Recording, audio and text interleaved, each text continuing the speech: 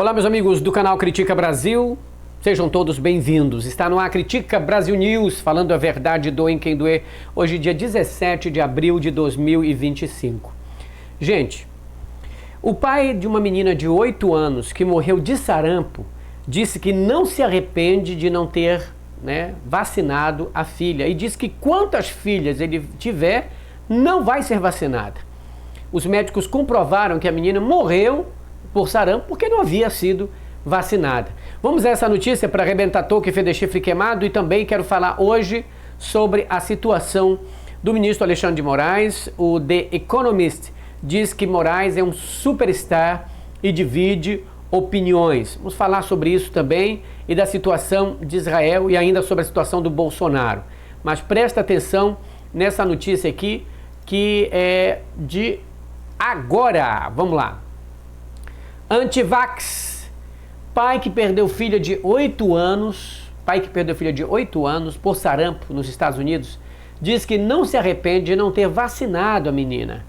Ele disse: se eu tiver outros filhos no futuro, eles não serão vacinados de jeito nenhum, disse Peter Hildebrand, a um site de organização antivacina fundada pelo secretário de saúde do país. O estado do Texas vive surto da doença, com 2 mortes. Olha aí.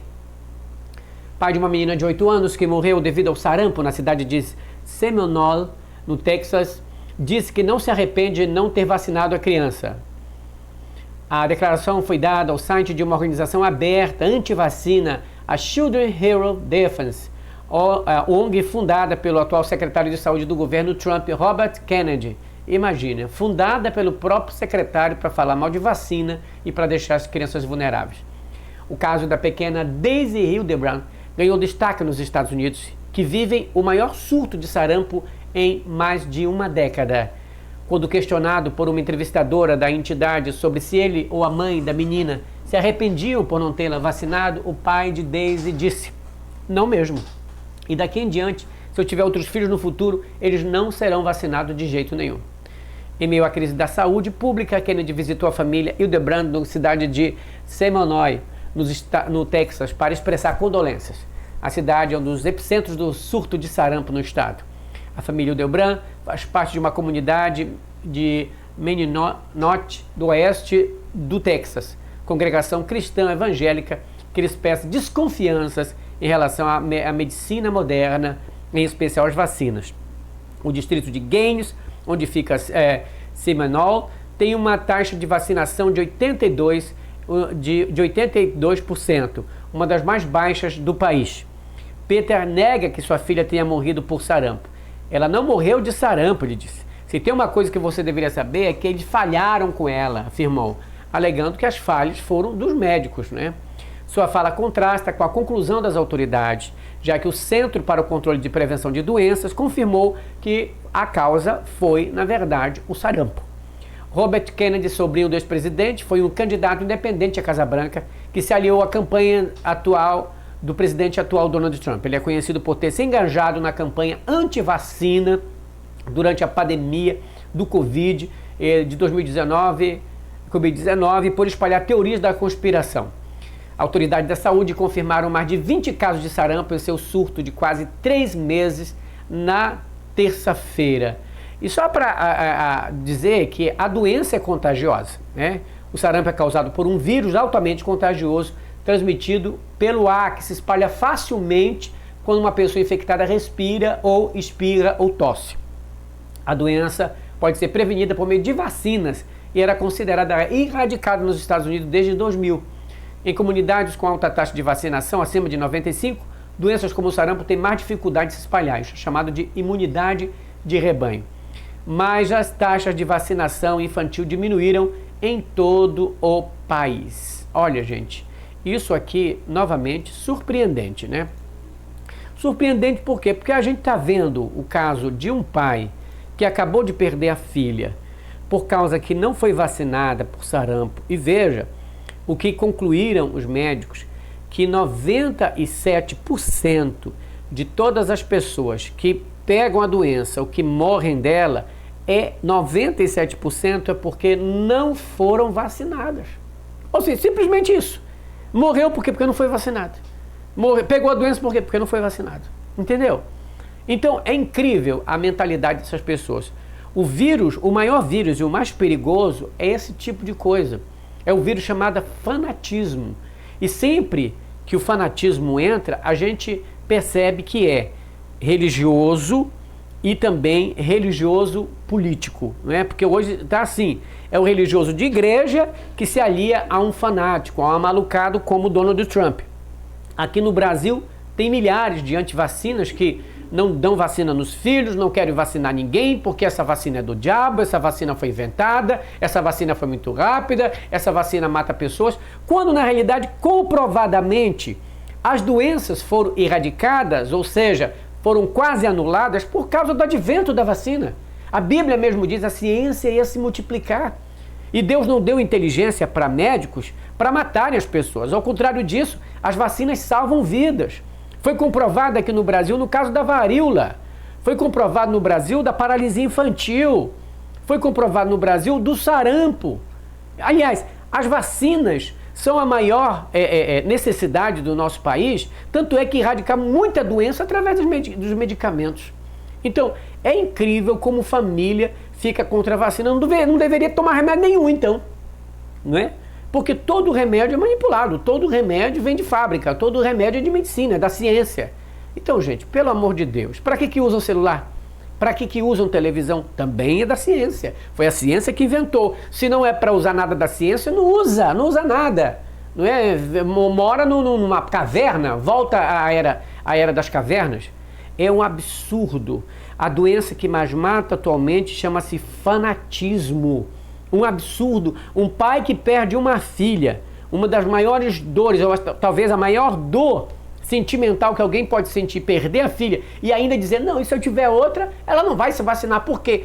Porque o fanatismo e a ideia de que a vacina, de certo modo, uma coisa do demônio, entrou tanto na cabeça dele, que ele é capaz de matar 1, 2, 3 filhas por causa disso, porque a ideia dele é mais importante do que o fato.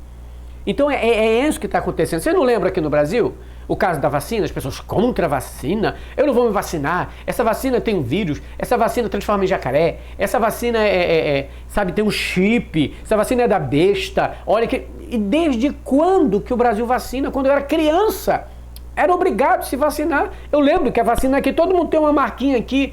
Era vacina e graças a Deus nós nos salvamos por causa disso. Isso não é de Deus ou do diabo.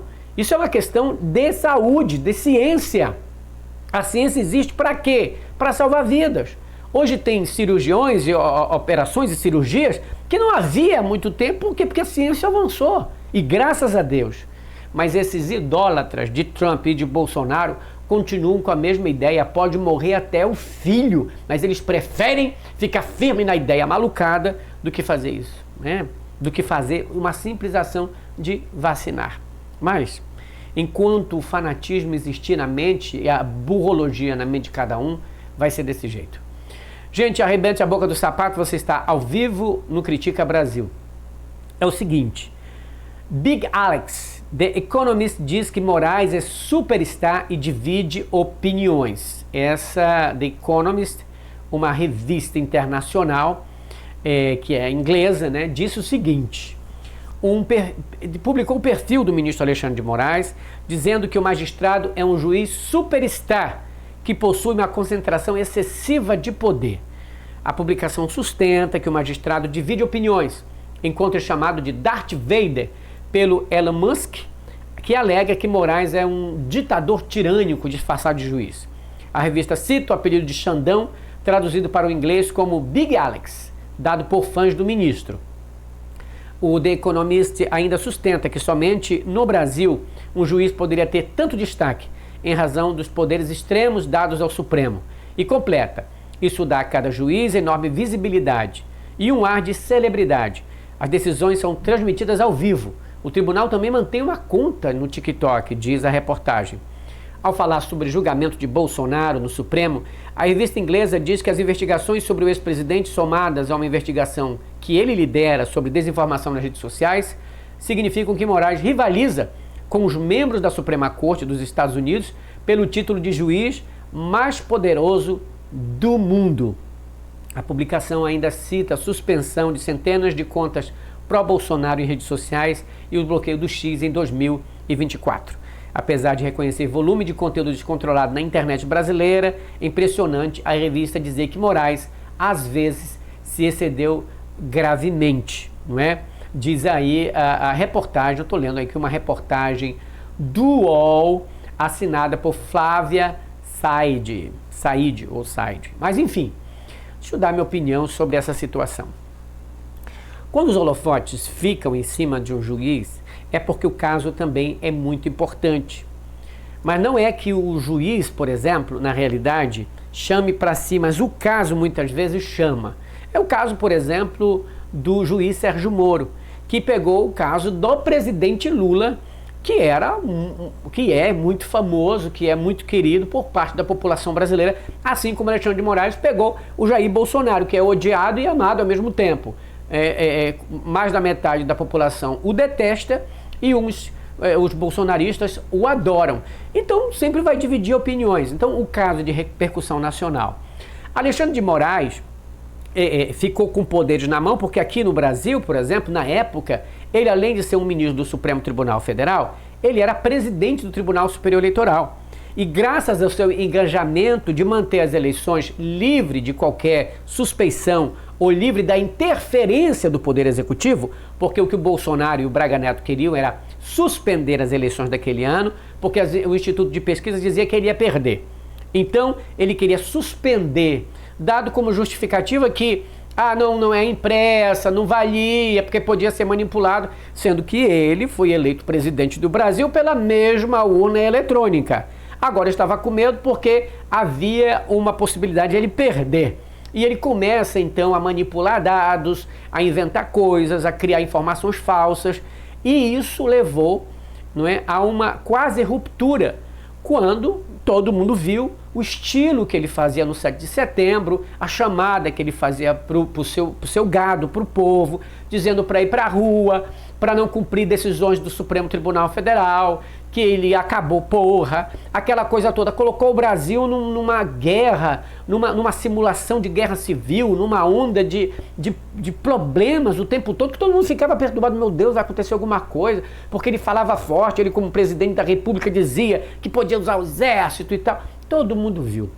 Os próprios bolsonaristas são vítimas hoje do próprio Bolsonaro. Gente, eu conheço gente que votou no Bolsonaro, que é gente boa.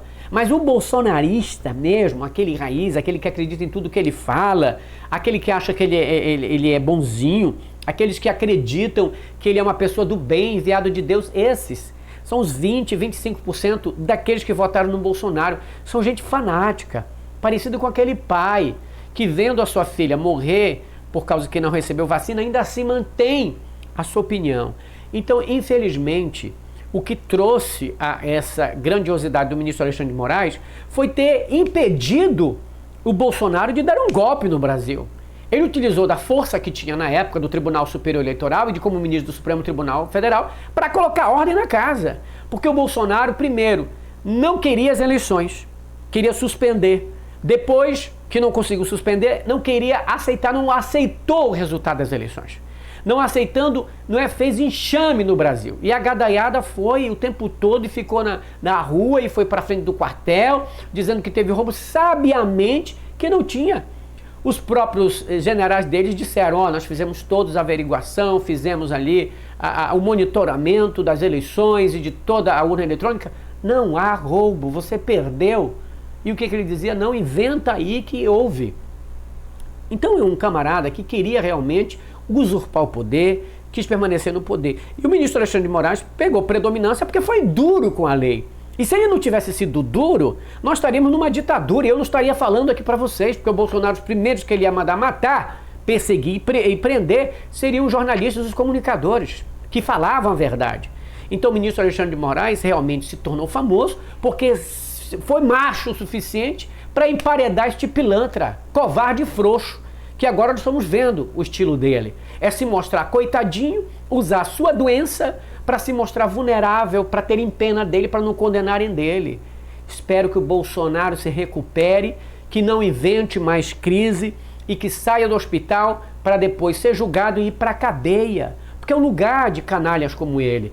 Ele Ele mandou um monte de gente para lá e não fez absolutamente nada para perdoar esse povo. Essa anistia já teria saído se o Bolsonaro não tivesse incluído nela, se o general não tivesse incluído nela, porque todo bolsonarista sabe que se saiu para o meio da rua porque havia uma chance.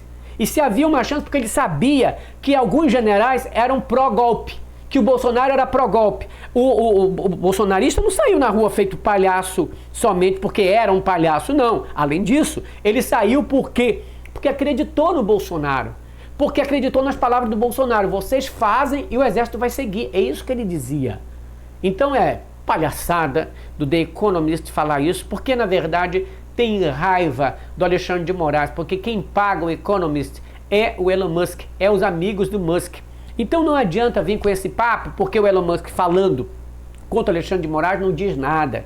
O Elon Musk é um extremista que prejudica a democracia no mundo, é aliado do Trump, que faz essa maior balbúrdia na economia mundial para lucrar ele, a sua empresa e os amigos dele. Então as palavras do Elon Musk para mim não valem absolutamente nada. Ele é um zero à esquerda em comparação aos grandes empreendedores do Brasil que realmente dão emprego para cá. Você sabe quantos empregos o Elon Musk dá? Quer dizer, não é nem uma empresa, por exemplo, de supermercado, nada, é zero à esquerda. Ele saindo daqui do Brasil não vai ocasionar absolutamente nada. E ele foi emparedado pelo Alexandre de Moraes, que disse, não cumpre a lei? Você vai ver, você não está no teu quintal não, na tua casa, aqui tem que cumprir. É por isso que ele odeia o Alexandre de Moraes, porque o Alexandre de Moraes foi macho, derrubou a conta dele e só voltou depois que ele pagou. Parabéns, Xandão, arrepiou. Crítica Brasil volta à noite com essas e outras informações. Grande abraço, fiquem com Deus. Tchau, pessoal.